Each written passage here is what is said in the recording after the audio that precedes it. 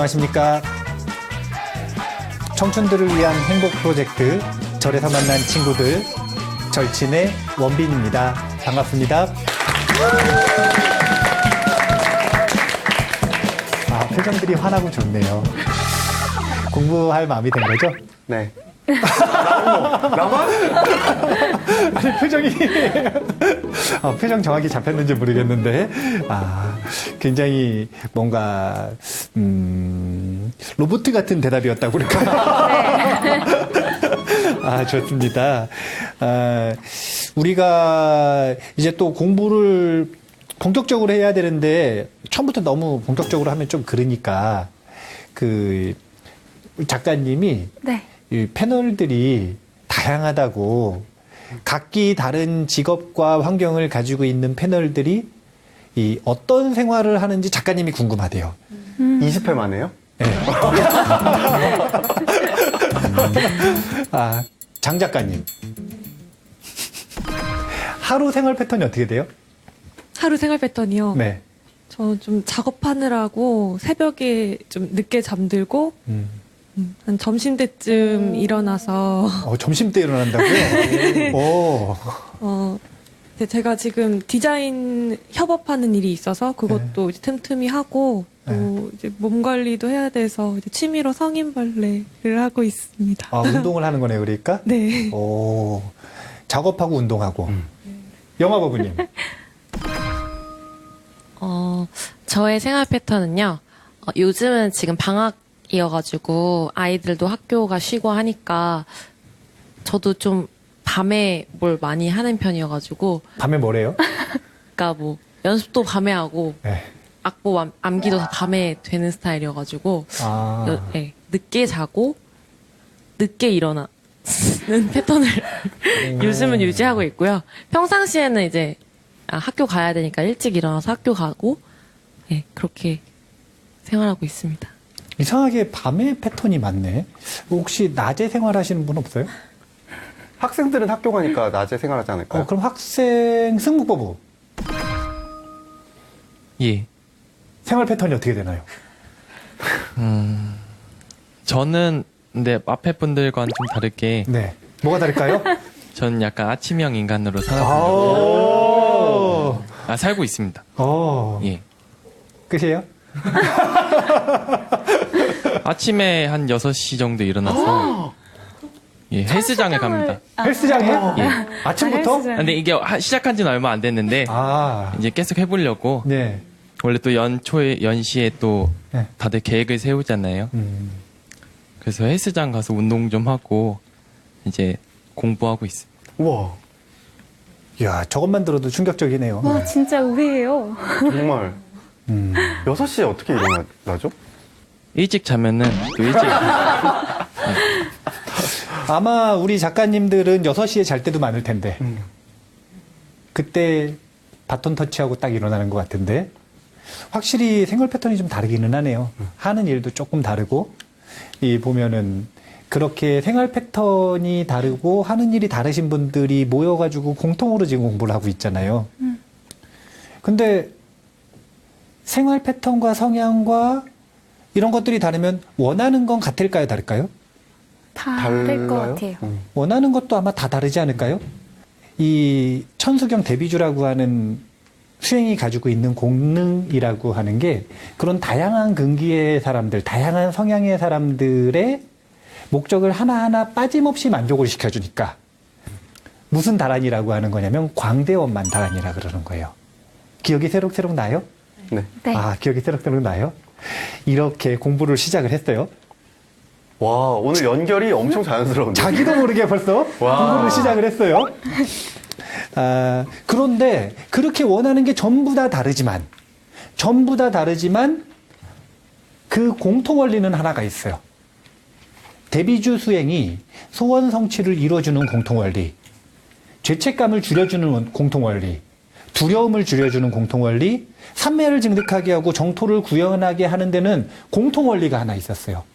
지난 시간에 5가지 질문 가지고 공부를 할 때 대의 부분에서 봤는데 그게 뭐냐면 보리심의 완성의 길을 가는데 뭘 가지고 하는 거냐면 생각을 줄이는 것으로. 소원을 성취하게 하고, 생각을 줄이는 것으로 죄책감과 두려움에서 벗어나게 하고, 생각을 줄이는 것으로 몰입에 들게 하고, 생각을 줄이는 것으로 주변을 밝게 행복하게 만든다 라고 하는 공통원리가 있었어요. 기억이 나세요? 네. 네. 자, 그러면 그 공통원리에 해당되는 생각이 주는 건 이제 어떤 준비물을 가지고 붓다이기를 여행할 때 생각이 줄어드는지 이제 오늘은 원보리심 파트 중에 보리심의 완성의 길 중 준비물을 봐야 되는 시기예요. 오늘 3가지 준비물에 대한 이야기를 볼 겁니다. 그리고 그 3가지 중에 한 가지를 자세하게 볼 거예요. 한번 봐볼게요. 나무대비 관세음 다음에 원화속지 일체법이 처음이었죠. 네. 그 다음은 나무대비 관세음 다음 뭐예요? 원화 조득 굴지야. 지혜안. 나도 썩을 뻔했어요. 원화 조득 지혜안. 지혜안. 그 다음은요? 원화 속도 일체 중. 원화 속도 일체 중. 그 다음은요? 원화 조득 선 방편. 조득 선 방편. 여기까지가 준비물입니다. 일체지의 길, 그 목적지를 향해 가는 데 있어서 필요한 준비물은 3가지예요. 3가지를 준비하면 일체지의 길에 다 간 거예요. 이게 준비물의 의미가 좀 다르죠? 준비물은 원래 출발하기 전에 갖는 거예요? 도착했을 때 갖는 거예요? 출발하기 전에. 네. 근데 이 깨달음의 길은 아주 재밌는 게 출발하기 전에도 저걸 가져야 되고 끝날 때도 저걸 가져요. 이건 어떻게 되는 거냐면 보리심을 가지기 시작할 때 출발하는 거고 보리심이 완성될 때 도착하는 거예요. 이거는 이 3가지 준비물을 가지면 출발하는 거고 완성하면 도착한다? 이거예요. 자, 일단 보고서 한번 제가 재밌는 얘기를 해줄 건데 근데 제가 재밌다는 게 재미있을지 모르겠어요. 이 일체지혜 길에 가려면 첫 번째는 뭐가 있어야 되냐면 지혜의 눈이 있어야 된다라고 이야기를 했어요. 그럼 이거는 결국은 키워드가 지혜겠죠. 네. 지혜. 그 다음 2번째는 이게 어떤 뜻인지를 잘 봐야 되는데 일체 중생을 이게 뭐냐면 건넌다, 구제한다 이런 뜻이에요. 그러니까 일체 중생을 구제하겠다라는 마음을 가져야 돼요. 이거는 지혜예요, 자비예요. 자비. 그래서 자비심이에요. 그 다음에 여기서 말하는 좋은 방편. 이것은 그냥 딱 언급이 되어 있을 때도 선이 키워드예요, 방편이 키워드예요. 방편? 방편이 키워드겠죠. 방편이라는 단어 많이 들어봤죠? 네. 어디서 들어봤어요? 지혜. 뭐라고요? 뭐라고요? 깜짝이야. 깜짝이야. 시작하기 전에, 그, 관정법우님이 대답을 크게 하라 그랬더니 말을 엄청 잘 듣네. 내가 무서웠어? 저한테도 싸우자 그러는 줄 알고. 논쟁하자는 줄 알았어요. 잘했어. 어디서 봤냐면, 이 세척진로 원제의 초증보리 방편문. 바로 앞에 있었잖아요. 방편문. 이 방편이라고 하는 게 뭔지도 아주 중요한데, 3번째 준비물은 방편입니다. 그러니까 지혜의 마음, 자비의 마음, 방편의 마음에 씨앗이라도 있어야 일체지의 길에 진입하기 시작한다라는 거예요. 이게 보리심을 지녔다라는 거예요. 그러면 보리심이 완성됐다라는 건 뭐냐면 지혜가 완성되고 자비가 완성되고 방편의 힘이 완성됐다 이런 뜻인 거예요. 일체지의 길을 걷는다. 근데 사람들이 왜 가다가 멈추냐면 뭘 준비해야 되는지를 모르는 거예요. 아니 잘 생각을 해보세요. 절에 처음에 들어왔어요. 출가했다는 건 아니에요. 예, 절에 처음에 인연이 됐어요. 근데 인연될 때 사람들이 목적들이 다 있죠. 대부분 보면. 좋을 때 인연돼요? 안 좋을 때 인연돼요? 안 좋을 때.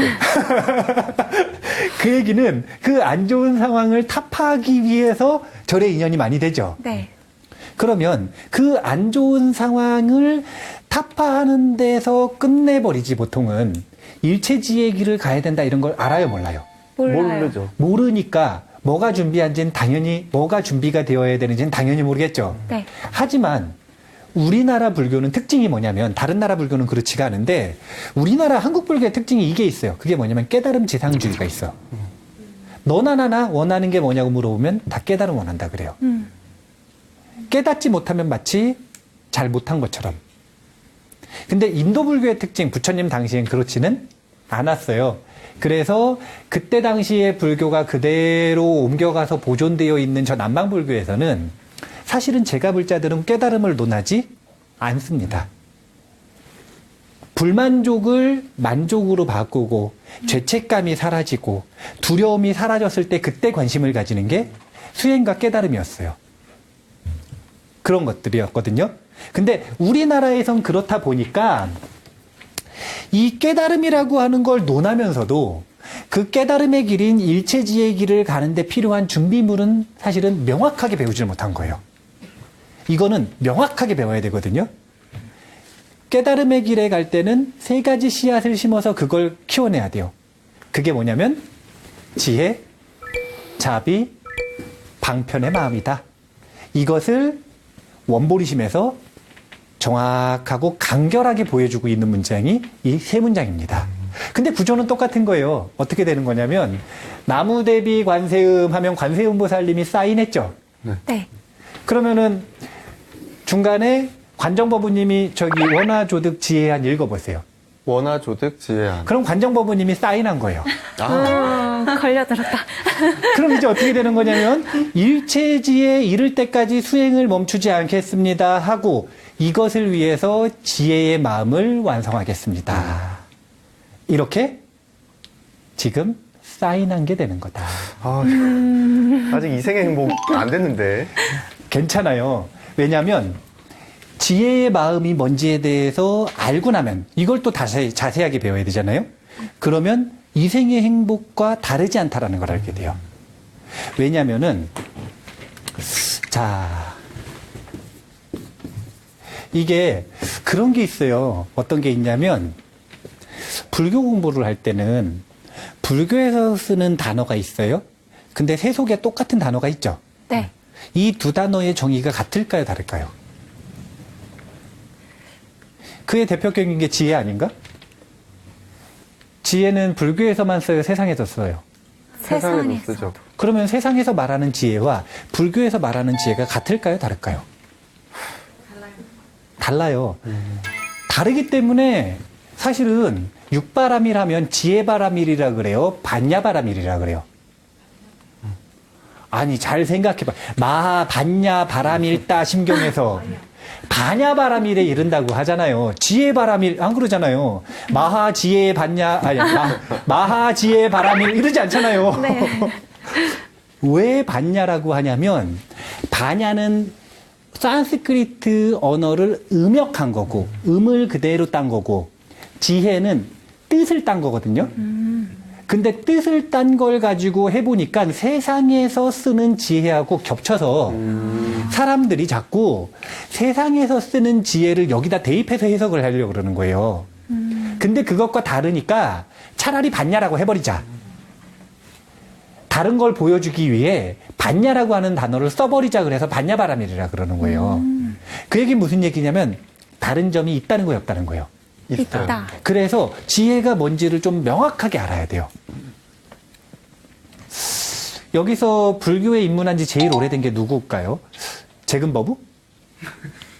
얼굴은 그렇게 생겼는데 사실 저도 불교를 공부한 지 얼마 안 돼서 멘트 좋아요. 네. 이거 오늘 하나 했다. 멘트가 괜찮았어요. 그러면 백설버부가 제일 오래됐을까요?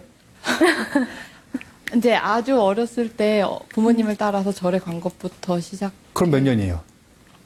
자, 나이 나오는 그러면 얼마 안 됩니다. 네. 그래도 한 20년은 넘었을 거 아니에요, 그죠? 20년만 넘었겠어요. 당황해서 펜 떨어뜨렸어요. 예. 20년 정도 넘었으면 저보다 오래된 건데. 저는 출가하기 전엔 절에를 안 갔거든요. 예, 저는 고등학교 3학년 때 절에 처음 갔어요. 고등학교 2학년 때인가? 그리고 몇 년 있다가 곧바로 출가한 거라 제가 불자 시절이 없어요, 저는. 근데 그렇게 20년 넘은 경력을 가지고 있는 불교 경력이 20년이 넘은 백설법우가 지혜는 뭔가요? 너무 부담돼요. 얘는 반야가 아닐까요? 좋아요. 예. 죄송합니다. 그럼 저기 맞춰서 설명을 해야 돼요. 지혜에는 반야의 측면이 있다. 지혜에는 반야의 측면이 있다. 이것도 제가 언어를 정리해서 한번 해볼게요. 저는 이제 우리 공부하는 스님들이 있어요. 이제 제가 가끔 스님들한테 강의를 하니까 그러면 스님들이 이제 제 이메일 알고 그러면은 궁금한 거 있으면 질문하시고 그러거든요. 근데 최근에 왔었던 질문 중에 하나가 본인이 군법당에 가가지고 군인들한테 불교를 설명을 해줘야 되는데 지혜를 좀 간단하게 설명해 줄 수 있는 방법이 없느냐 이렇게 묻더라고요. 그래서 제가 지혜는 두 가지로 나눌 수 있습니다 하고 설명을 해줬었던 게 있는데 첫 번째는 지혜는 인과의 지혜라고 하는 게 있어요. 인과 이런 말 들어보셨죠? 네. 그 다음 두 번째는 무아의 지혜가 있어요. 이 무아 이것도 들어보신 얘기죠? 네. 근데 이제 오늘 이 두 가지를 가지고 정리를 하다가 천수경에 맞춰서 다시 한번 생각을 해보니까 한 가지를 더 얘기를 해야 될 것 같아요. 그게 뭐냐면 방편의 지혜가 있다. 자, 이게 이제 어떻게 연결되는지 어떤 차이가 있는지를 한번 볼게요.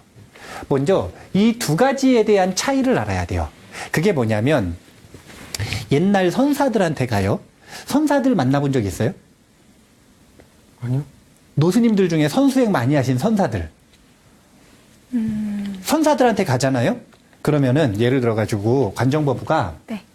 어떤 이 협력업체하고 이 뭔가 그 사업을 하나를 따야 돼요. 그래서 그 사업을 따려고 이 애를 쓰고 있는데 1번 방안과 2번 방안이 있어요. 근데 그 중에서 뭘 선택을 해야 되는지 고민을 하고 있는 거라. 어떤 걸 선택을 했을 때 내가 원하는 게 이루어질지.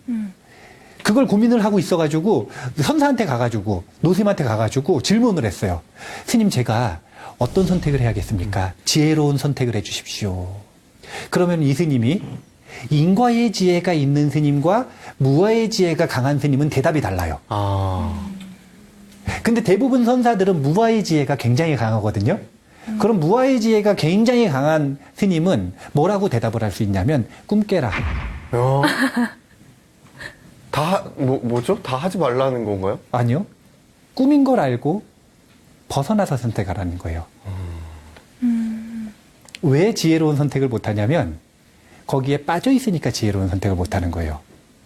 보면은 훈수 두는 사람이 더 잘 봐요? 빠져 있는 사람이 잘 봐요? 훈수 두는 사람이 더 잘 보죠. 훈수 두는 사람이 급이 몇 급은 올라가. 자기 실력보다. 원래 남의 건 정말 잘 보이잖아요. 근데 그게 왜 그러냐면 그게 꿈이 아니라 현실이라고 집착하고 바라보고 있을 때는 눈이 멀어버려요. 우리가 이미 지혜를 가지고 있을까요? 아니면 무지할까요? 무지? 지혜를 다 가지고 있어요. 금덩이는 금가루들은 다 가지고 있어요. 근데 금가루와 섞여 있는 생각이라고 하는 돌멩이들이 많아요. 그러면 그 중에서 어떤 게 금가루인지를 선택을 못 하죠? 네. 대부분의 사람들이 그래요. 지혜가 없는 게 아니라 지혜는 있어요. 근데 그게 꿈인 줄 모르는 순간 어떻게 되냐면 시야가 좁아지니까 생각과 지혜를 구분을 못 하는 거예요. 그래서 대개가 망상을 선택해서 오답을 선택해 버리죠. 사로잡혀 있는 거에서 벗어나는 지혜가 무아의 지혜예요. 그래서 무아의 지혜가 강한 사람들은 이 세상에 문제라는 게 있을까요, 없을까요? 없다? 없을 거. 없어요. 그게 지혜예요. 이 세상에 문제가 없어요. 이 세상에는 문제가 없어요. 키가 작은 게 문제인가요? 아니요. 아니요. 키가 큰 게 문제인가요? 아니요. 얼굴이 잘난 게 문제인가요? 아니요. 못난 건요. 조금 될 수 있어요. 아니, 뭐든지 문제도 될 수 있고 뭐든지 문제가 아닐 수도 있어요. 항상 문제를 만드는 습관을 가지고 있는 사람들이 있어요. 이런 사람들은 상황이 좋아도 문제, 안 좋아도 문제예요. 어떤 상황에서도 문제가 아닌 사람이 있어요. 이 사람은 상황이 좋아도 안 문제, 안 좋아도 안 문제예요. 이게 무아의 지혜예요. 무아의 지혜라고 하는 건 세상이 꿈이라는 걸 아는 거예요. 우리가 지금 경험하고 있는 경험들이 꿈이라는 거라는 거예요. 어떤 꿈을 꾸냐면 이게 실제하는 자아라고 생각을 하고 그 자아의 뿌리를 바탕으로 한 다양한 생각들의 꿈을 꾸고 있는 거예요, 우리는. 어쨌든 무아의 지혜라고 하는 건 이렇게 세상이 꿈이다, 이 부분에 초점이 맞춰져 있다면, 그러면 자, 이 세상이 꿈이에요. 그러면 더 돈 벌려고 노력할 필요 있어요, 없어요? 없죠. 없어요. 명예 얻으려고 노력할 필요 있어요, 없어요? 없죠. 없어요. 없죠. 이렇게 하면 힘이 약해져요, 안 약해져요? 약해져요. 약해지죠. 근데 스님들은 돈 있어야 돼요, 없어도 돼요? 없어도 되죠. 없어도 돼요. 명예 있어야 돼요, 없어도 돼요? 없어도 돼요. 없어도 되죠. 네. 돈과 명예가 없어도 되죠. 돈과 명예에 목숨을 걸고 있으면 수행을 잘못한 거고. 수행을 잘못한 거고, 돈도 없어도 되고 명예도 없어도 되잖아요. 그러니까 무아의 지혜만 가지고도 멀쩡하게 세상을 살 수 있을까요, 없을까요? 있어요. 있어요. 그리고 무아의 지혜만 가지고 살아도 돈 없고 명예 없어도 오히려 존경받아요. 승복의 위력이에요, 승복의 위력. 세상 사람들하고는 다른 사람 아니에요. 하지만 바깥에 있는 세상 사람은 꿈이다에 빠져가지고 허무해서 돈도 안 벌고 명예도 안 얻고 이러면 돼요, 안 돼요? 안 돼요. 되죠. 그럼 제가불자로서 힘이 없어. 아휴. 자, 빈곤한 것과 청빈한 것 차이가 있어요, 없어요? 있어요. 있어요. 빈곤은 떨어진 거고요. 청빈은 선택한 거예요.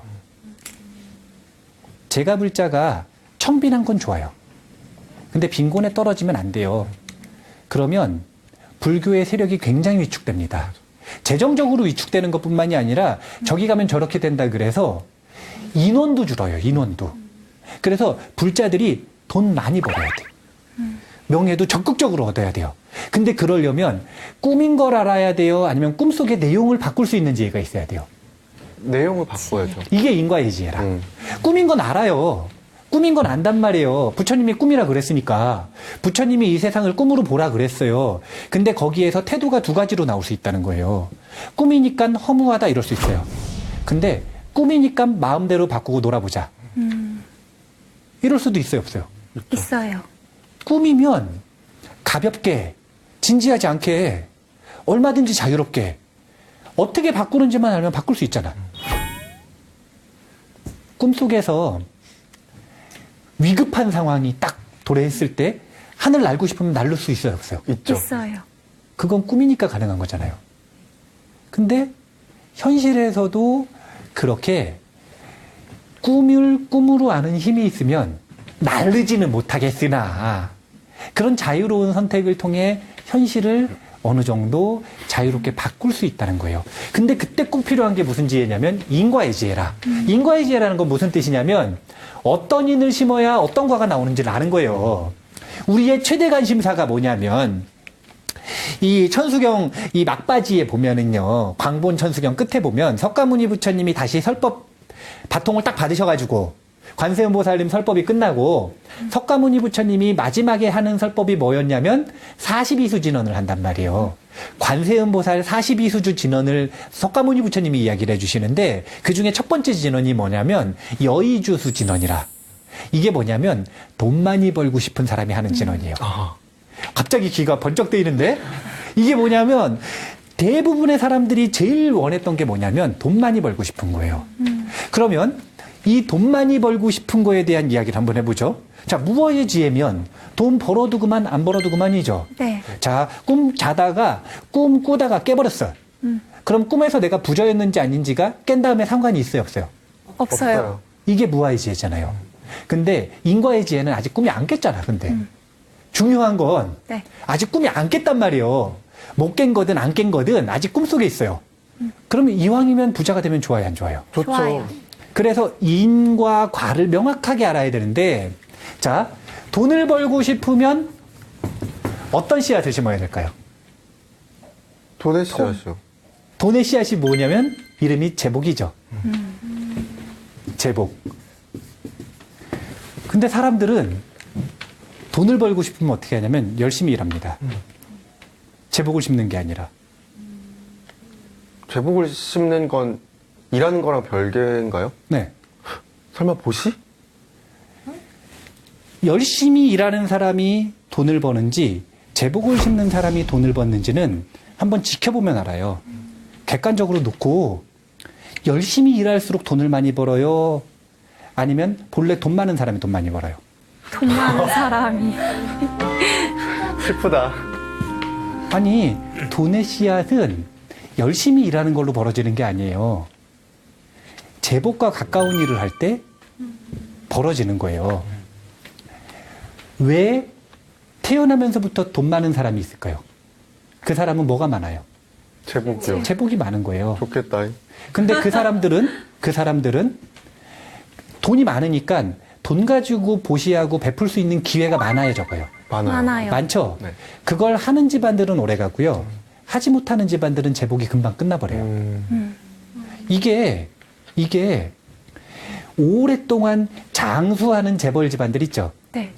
그 집안들의 공공연한 비밀이에요. 그 사람들은 의무적으로 베풀도록 합니다. 그 사람들이 남들을 돕고 싶은 마음에서 베푸는 것도 있지만 그것 말고도 자기의 부를 유지하기 위해서는 베풀어야 한다는 걸 알아요. 베풀어야 된다는 걸 알아요. 돈을 벌고 싶으면 돈을 베풀어야 돼요. 이거는 재밌는 거라니까요. 사람들이 잘 모른다니까. 씨앗이 여기 이런 것들이 씨앗이에요. 돈, 그 다음에 명성, 이런 건 열매죠. 네. 네. 그러면 열매를 얻고 싶으면 열매를 봐야 돼요. 씨앗을 봐야 돼요. 씨앗. 열매를 봐도 얻을 수 있어요. 왜냐하면 뺏으면 되잖아요. 네. 근데 오래 가요, 못 가요? 못 가요. 못 가죠. 왜 오래 못 가냐면 열매는 한정적이기 때문에 그래요. 그리고 두 번째는 뺏으면 반드시 뺏기게 되어 있어요. 왜냐하면 자기가 항상 강성할 수가 없잖아요. 힘 약해지면 당연히 뺏기는 거예요. 그래서 뺏어서 얻은 거는 끝까지 못 가는 거예요. 그게 무슨 뭐 도덕적이고 이런 얘기가 아니라 그냥 약육 강식의 문제인 거예요. 약육 강식. 근데 뺏는 게 아니라 이미 생긴 열매를 뺏는 게 아니라 자기가 씨앗을 새로 심으면 그럼 이건 오래 가야 안 가요? 오래 가요. 오래 가죠. 왜냐면 나무가 열리니까. 열매가 한가득 열리니까. 다음 해에도 또 열리죠. 심는 일을 계속해야 그래야 원하는 열매가 열리는 거예요. 부처님이 이야기하신 건 다른 게 아니라 인과 과 중에 사람들은 과를 원하는데 과를 원하기 때문에 과만 보는 거예요. 과를 원하면 인을 심는데 최선을 다해야 되는데 그게 아니라 그냥 과만 원하는 거예요. 이게 장기적인 관점과 이 눈앞의 것만 보는 관점의 차이인 거예요. 이런 것들을 일단 알고 있어야 되는데 저렇게 어떤 과가 어떤 인에 의해서 열리는지를 명확하게 보는 지혜. 이게 무슨 지혜냐면 인과의 지혜인 거예요. 그러면 이 인과의 지혜하고 조금 다른 게 무아의 지혜인 거예요. 이 무아의 지혜는 그 인과가 일어나는 모든 경험들이 꿈이라는 걸 아는 거예요. 그래서 문제를 해결하는 지혜가 아니라 문제가 아예 아님을 아는 지혜죠. 이 두 가지는 다른 거예요. 자, A라는 문제가 있어요. 이 문제를 해결하기 위해 인과의 지혜로서 다가가요. 그럼 그 다음 문제가 또 생길 여지가 있어요, 없어요? 있어요. 있죠. 다른 문제들 해결이 돼야 안 돼요. 안 돼요. 되죠. 하지만 문제가 문제 아님을 알아요. 그럼 모든 문제가 해결이 돼야 안 돼요. 돼요. 돼요. 모든 문제가 해결이 되죠. 그래서 사실은 지혜의 깊이를 놓고 논할 때 인과의 지혜보다는 무아의 지혜가 훨씬 깊은 지혜예요. 그래서 보통 이 인과의 지혜는 이제 굳이 쓰자면 지혜할 때 이 지자를 쓴다고 볼 수 있어요. 근데 무아의 지혜는 아예 이름을 그냥 반야바라밀이라고 해버려. 다르게 하기 위해서. 그러면 요지자를 썼다는 건 이지자를 쓰는 지혜도 있다는 거죠. 네. 그게 뭐냐면 방편의 지혜예요. 자, 이 순서를 알기 위해서는 이걸 알아야 돼요. 그게 뭐냐면은 원효 스님이라는 분이 있어요. 이 스님이 환계를 하고 거사로 돌아가셨잖아요. 거사로 돌아갈 때 누굴 낳았어요? 설총을 낳았어요. 설총. 설총 스님이 원효 스님 아들이거든요. 근데 이 설총 스님이 나중에 또 큰 스님이 되셨어요. 근데 그 수행하는 과정에서 이제 아버지가 스님이었는데 이제 거사님이죠. 아버지 거사님을 찾아가가지고 질문을 한 거예요. 수행을 하다가. 어떻게 질문을 했냐면 제가 불교의 궁극에 이르기 위해서 어떻게 수행해야 됩니까? 라고 물었어요. 불교의 궁극에 이르기 위해서 어떻게 수행해야 됩니까? 그러니까 원효 스님이 뭐라 그러셨냐면 선을 행하지 말라 그러셨어요. 그러니까 설총 스님이 뭐라 그랬냐면 그럼 악해져야 됩니까? 이랬어요. 그건 아니죠. 에이, 그건 아니죠. 그러니까 원효 스님이 뭐라 그러셨냐면 아니 선도 행하지 말라 그랬는데 악해지면 어떡하느냐. 악을 행하지 않는 건 당신은 넘어섰다 이거예요, 이미. 스님이 수행하다가 보니까 악을 행하지 않는 건 이미 넘어섰어요. 그럼 그 다음에 뭘 해야 되느냐면 선도 행하지 않아야 되는 거예요. 아무것도 안 하는 거네요. 아니에요. 그렇지 않아요. 이게 인과의 지혜에서 무아의 지혜로 넘어가는 텀인 거예요. 자, 이걸 알기 위해서는 모든 부처님의 공통된 가르침이라고 하는 아주 유명한 개송이 있어요. 칠불통계라고. 이렇게 씁니다. 제악, 막작, 중선, 봉행, 자정, 기의, 시, 제불교. 자, 마지막 구절 보면 모든 부처님의 가르침이다 이런 뜻이에요. 모든 부처님께서 공통으로 가르친 건 이 세 문장이라는 거예요. 이 세 문장이 불교의 시작이자 끝이다 이거예요. 전부 다. 그러면 이 세 문장은 이렇게 나뉘어져요. 첫 번째는 뭐냐면 악을 행하지 말라. 두 번째는 뭐냐면 선은 받들어 행하라. 세 번째는 뭐냐면 그 뜻을 청정히 하라. 이것이 모든 부처님의 가르침이다. 악을 행하지 않고 선을 행하라. 이거는 유치원 때 배워야 안 배워요? 배워요. 너무 당연하죠? 네. 그 뜻을 청정히 하라. 이건 무슨 말인지 모르겠지만 그냥 평범한 말 같지 않아요? 근데 이게 모든 부처님의 가르침이래요. 84,000경을 요약한 말이래요. 84,000경이 여기서 벗어난 게 단 한마디도 없대요. 이 두 문장이 인과의 지혜를 얘기하는 거예요. 자, 봐보세요. 인과라고 하는 건 원하는 결과가 있죠. 네. 그걸 얻고 싶으면 대부분의 사람들이 고통에 빠지고 싶어요? 행복을 얻고 싶어요? 행복. 그러면 고통의 원인을 심어야 돼요? 행복의 원인을 심어야 돼요? 행복의 원인. 행복의 원인은 선이에요. 고통의 원인은 악이에요. 그러면 선악을 구분할 수 있어야 되죠? 네. 네. 그래서 제약, 막작, 중선봉행을 하려면 반드시 인과의 지혜가 필요해요. 인과의 지혜를 분명하게 알면 이거 하면 요렇게 됩니다. 이거 하면 요렇게 됩니다. 이거를 눈으로 보고 경험을 해보면 그다음부터는 그걸 안 할 수 있을 거 아니에요.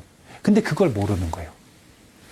그래서 이 부분은 인과의 지혜에 대한 이야기예요. 맨 처음에 대부분 불교를 만나면 그렇지 않은 사람들도 있지만 대부분의 사람들이 악업본부부터 시작한단 말이에요. 그러면 악업본부는 일단 악을 행하지 않아야겠죠. 네. 그러고 나서 악을 어느 정도 행하지 않으면 선을 받들어 행해야 될 거 아니에요.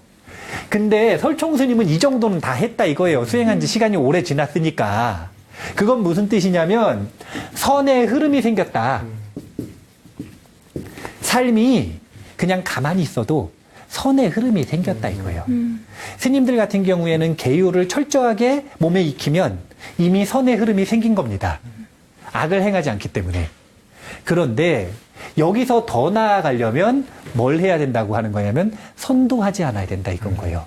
이건 무슨 뜻이냐면 이제는 인과의 지혜가 아니라 무아의 지혜를 알아야 된다 이거예요. 자, 이게 도대체 무슨 뜻이냐. 자, 봐보세요. 제가 관정법부님을 욕했어요. 이건 선이에요? 악이에요? 악이죠. 겉보기엔 일단 악이죠? 네. 원래는 좀 더 엄밀하게 따지고 들어가면 의도를 봐야 돼요. 선과 악은 의도에 따라 달라지니까. 근데 악이라고 쳐요. 악이에요. 네. 근데 제가 관정법원님을 아주 칭찬을 했어요. 이건 겉보기에 일단 선과 악이에요. 선이죠. 선이죠. 네. 그러면 선행과 악행을 누가 하고 있어요? 스님이 하고. 내가 하고 있죠. 네. 우리 다 그렇게 알고 있죠. 네. 근데 거기 나는 없다는 거예요. 그냥 선행과 악행이 있지, 아. 그건 내가 하는 게 아니라는 거예요.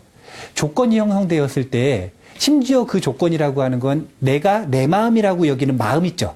그 마음조차 조건의 일부예요. 그건 내 마음이 아니라 조건 중에 하나고, 조건이 형성되면 선업을 행할 수도 있고 악업을 행할 수도 있는 거예요. 거기에는 사실은 나라고 하는 게 필수적으로 필요한 건 아니라는 거예요. 무아라고 하는 건 경험이 없다는 게 아니라, 몸이 없다는 게 아니라, 마음이 없다라는 게 아니라 경험을 내가 한다라는 착각을 하지 말라는 거예요. 몸이 내 거라는 걸 착각을 하지 말라는 거예요. 마음이 내 거라는 착각을 하지 말라는 거예요. 경험을 못 한다는 것도 아니고, 마음이 없어진다는 것도 아니고, 몸이 사라진다는 것도 아니에요. 뭘 얘기하는 거냐면 경험은 경험이지 내 경험이 아니라는 거예요. 자, 어려워요. 어쨌든 무아라고 하는 건 선도 행하지 말라, 이건 무슨 뜻이냐면 선행을 아예 안 한다는 게 아니에요. 이 사람은 이미 조건이 선의 흐름이 생겼어요. 그럼 가만히 놔두면 선행을 할까요, 악행을 할까요? 선행을 하죠. 근데 그걸 내가 한다라는 착각을 버리라는 거예요. 인위적으로 뭘 하지 말라는 건가요? 그렇죠. 그래서 사실은 맨 처음에 불교를 시작을 할 때는 굉장히 인위적이에요. 자연스럽지가 않아요. 왜냐하면 화를 어제 내던 사람이 오늘 안 내요. 이건 자연스러워요, 인위적이에요. 인위적이에요. 처음엔 인위적으로 억제하고 참고 피하고 악행들을 피해야 될 거 아니에요. 바꿔야 될 거 아니에요. 그 씨앗을 없애야 될 거 아니에요. 안 하던 낯선 걸 해야 될 거 아니에요. 네. 얼마나 낯설고 인위적이에요. 근데 그러다가 흐름을 만들어버리고 나면 그럼 스승이 인가를 해주는 거예요. 이제는 흐름이 생겼으니 인위적으로 하는 거 말고 자연스럽게 무아를 하는 다음 수행으로 넘어가라. 그게 뭐냐면 자정기의라. 불교에서 청정이라고 하는 단어가 있어요. 이 단어는 절대 선이 아니에요. 선과 청정은 다른 거예요. 선은 악의 반대되는 말이 선이고, 청정은 자아의 착각이 옅어진 걸 청정이라 그러는 거예요. 나라고 하는 착각이 없어진 걸 청정해졌다 그러는 거예요. 그렇게 됐을 때 뭐가 되는 거냐면 무아의 지혜를 완성한 아라한이 된다. 자, 그러면 처음에 불교 공부를 시작해요. 그러면 대부분의 사람들이 악습들이 있죠. 그 악습 때문에 고통스러워가지고 왔단 말이에요. 그럼 그 고통에서 벗어나고 싶으면 악을 행하지 말라라고 그러겠죠. 네. 근데 그래서 악을 안 행하기 시작했어요. 웬만하면 화를 안 내요. 큰 욕심도 안 내요. 근데 거기다가 대고 악을 행하지 말라, 선을 행하라 계속 얘기해야 돼요. 그 다음 걸 얘기해줘야 돼요. 그 다음 거. 그 다음 게 뭐냐면 그게 무아임을 알라 이거예요. 그게 꿈임을 알라 이거예요. 그건 경험이지 거기에 나는 없다는 걸 알아야 된다는 거예요. 그렇게 하는 게 무아에 대한 지혜고, 이렇게 했을 때 아라한이 되는데, 아라한과 붓다는 같다 그랬어요, 다르다 그랬어요? 달라요. 어떻게 한 단계 더 나아간 거냐면, 아까 아라한은 알아야 할 바가 있어도 모를 수도 있다 그랬죠? 네. 그게 어떤 지혜가 없는 거냐면 방편의 지혜가 없는 겁니다. 근데 일체지자인 붓다는 방편의 지혜도 있죠? 네. 이게 왜 그러냐면 아라한의 길보다 부처님의 길이 훨씬 길고 오랫동안 다양한 공덕과 수행을 했기 때문에 쉽게 얘기하면 재산이 많은 거예요. 공덕이라고 하는 재산이 크고 많은 거예요. 그럼 더 큰 힘이 있겠죠? 네. 그래서 방편의 지혜를 얻게 되는 겁니다. 그래서요, 이게 재미있는 게 맨 처음에는 인과의 지혜로서 굉장히 인위적이죠. 그러다가 무아의 지혜를 하기 시작하면 무의에 가까워져요. 그런데 여기 도달하고 나면 아라한들은 여기서 멈추는 거예요. 그래서 아라한의 길을 이 대승불자들은 아라한의 길을 추구하지 말라 그러는 거예요. 왜냐면 여기서 멈추니까. 99.9999%에 속하는 거예요. 끝까지 못 가는 거예요. 그 목표 가지고는. 보리의 완성에 이르지 못해요. 보리의 완성에 이르려면 일체지자가 되는 목표를 가져야 되는데, 그 일체지자가 되는 목표는 무의 다음에 뭐가 일어나야 되는 거냐면 문장에 있어요. 문장에. 천수경 문장에 무의심 내 기비심. 그 속에서 비심이라고 하는 이것을 원동력으로 해서 방편의 지혜를 얻는 겁니다. 아라한이 되잖아요? 그럼 무심해져요. 건들지 않으면 행동이 안 나와요. 근데 보살은 무의심 내에서 이미 처음에 계약을 하고 씨앗을 심을 때 일체지자가 되기를 원했죠. 준비물도 지혜와 자비와 방편의 씨앗을 다 심어놨죠. 네. 그럼 방편의 씨앗이 있으니까 그 씨앗을 가지고 나아갈 수가 있는 거예요. 그러면 인과의 지혜는 세상 사람들도 가지고 있을 수 있어요, 없어요? 있어요. 불자가 아니어도 알 수 있어요, 없어요? 있어요. 있어요. 무아의 지혜는 불자가 아니어도 알 수 있어요, 없어요? 있긴 있는데 희소해요. 왜냐하면 무아의 지혜는 상식 바뀌니까요. 완전히 거꾸로 된 지혜니까요. 그래서 법에 의지하지 않으면 홀로 알기는 어려워요. 하지만 가끔 천재들이 있거든요. 그런 천재들은 가끔 알기도 해요. 그래서 무아의 지혜는 세상과 공유하지 않는다. 그리고 여기까지는 아라한의 지혜인데 이 방편의 지혜는 누가 가지고 있는 거예요? 보살. 보살과 부처님만 가지고 있는 지혜인 거예요. 그 전에 그러니까 무슨 이야기냐면 자기가 충분히 자비심과 보리심이 무르익지 않았는데 이것은 방편이다. 이것은 방편이다. 이렇게 방편이다. 계율 어기면서 방편이다. 욕심 부리면서 방편이다. 승질내면서 방편이다. 그런 말하는 건 다 핑계라는 거예요. 다 웃긴 얘기라는 거예요. 그런 거 다 무시해도 돼요. 그 사람이 부처님이고 그 사람이 자비심을 뿌리로 하고 그 사람이 보리심의 완성을 눈앞에 둔 사람이면 방편이 맞아요. 그 사람은 뭘 해도 방편이라. 근데 그렇지 않을 때는 방편이라는 말이 핑곗거리로 쓰는 것밖에 되지 않는다. 그래서 이 방편의 지혜라고 하는 건 부처님으로 무아의 지혜에서 더 나아갈 때 필요한 지혜가 방편의 지혜가 된다. 그리고 이 지혜는 이제 나를 해탈시키는 게 아니라 모두를 해탈시키는 데 필요한 지혜가 된다라는 걸 알고 계셔야 돼요. 어렵죠? 네. 네. 내가 어렵죠? 이 얘기 안 쓰려고 그랬는데 오늘은 어려워 보여요. 이제 오늘 내용 정리할게요. 이 중에서 뭐만 기억하면 되냐면 이것만 기억하면 돼요. 일체지의 길을 가기로 우리 약속했죠. 끝까지 간다고 약속했죠. 끝까지 가기 전에 멈춘지 않겠다고 약속했죠. 한 번밖에 안 했어도 어쨌든 하긴 했잖아요. 내일 가가지고 이제 천수경 읽고 모레 가가지고 읽고 읽으면 읽을수록 2번, 3번, 4번, 5번 약속하는 건데 분명히 약속을 했잖아요. 네. 그러면 그 다음에 뭘 정확히 알아야 되냐면 준비물을 정확히 알아야 되는 거예요. 우리는 이제 지혜의 마음의 씨앗, 자비의 마음의 씨앗, 방편이라고 하는 마음의 씨앗을 준비해야 됩니다. 그 중에서 우리가 뭘 지금 배운 거냐면 지혜가 뭔가 배운 거예요. 그래서 이제는 그 지혜를 그리고 배우게 될 자비를 배우게 될 방편의 마음을 완성시켜 나가는 길을 걸어가는 게 보리심의 길, 깨달음의 길의 지도의 모습이다 라고 하는 큰 그림을 알고 있어야 돼요. 우리가 지금 큰 그림 중에 절반 정도를 배운 겁니다. 2개를 배웠으니까. 자, 그러면 마무리하겠습니다. 청춘들을 위한 행복 프로젝트 절에서 만난 친구들 파이팅! 기다리세요.